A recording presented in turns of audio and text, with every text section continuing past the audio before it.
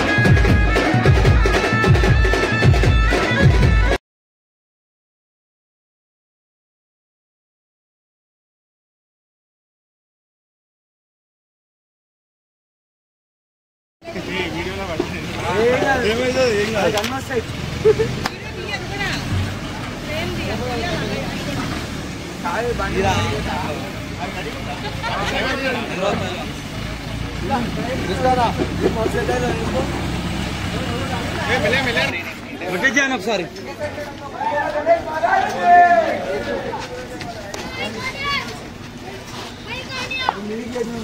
మంచి కట్టాలి